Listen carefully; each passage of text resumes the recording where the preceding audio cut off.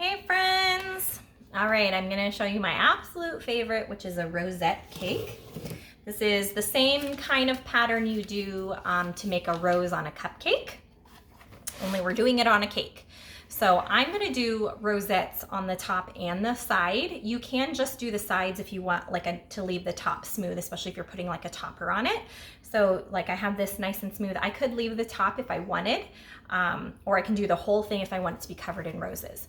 This is also my favorite way to decorate a Barbie cake, where the skirt of the cake, or the skirt is the cake. I love to do roses all around it. So just like when you make a rose on a cupcake, you're gonna put your point straight up and down when you do the top. You're gonna apply pressure from the top so that you're pushing the frosting down, even pressure the whole time. And you're gonna start in the middle and you're gonna swirl all the way around. When you stop, release the pressure and pull to the side. We don't wanna pull up because that's gonna create a point. And then you're gonna come in slightly spaced so that there's room in between for the next section of the rose, and come around, release pressure and pull to the side.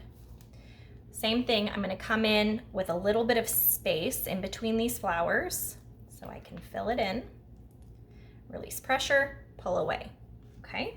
I'm gonna come over here, a little bit of space in between, go around, release my pressure, pull away, okay? Oh, I'm dripping frosted. So we're just gonna keep doing that. Swirling, pull away. Now I'm left-handed, so this is the direction I prefer to swirl. You might find you like to go the opposite way. It really doesn't matter. Find which direction is the most comfortable for you and do it that way.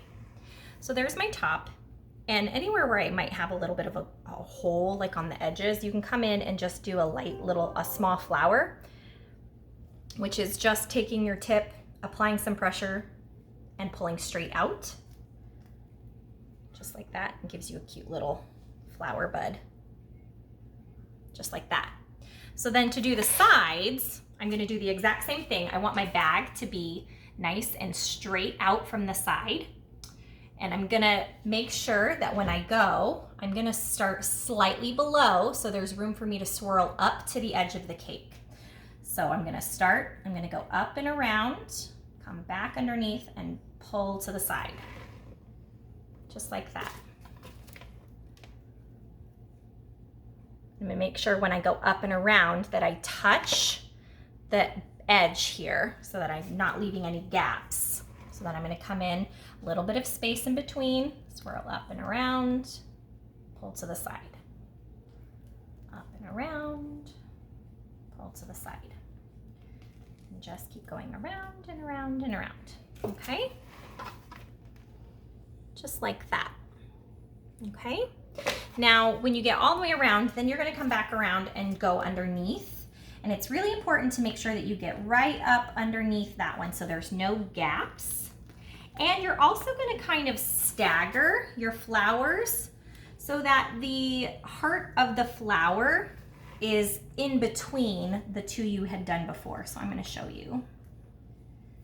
So that they're not directly underneath each other. So you can kind of see how the ones below kind of fall in the in-between, slightly off-center. That helps fill in your holes so you don't have any major big gaps, okay? And you're just gonna do that all the way around. Easy peasy. This is also the pattern that I use to make the mane on my unicorn cakes. So make sure you get a good practice on how to do these rosettes so that when we do that unicorn cake, you already know what you're gonna do for the mane when I demonstrate that, okay? All right, friends, well, good luck with those rosettes. Let me know if you have any questions, send me a message, post in the classroom. I'm always happy to help, and enjoy your cake.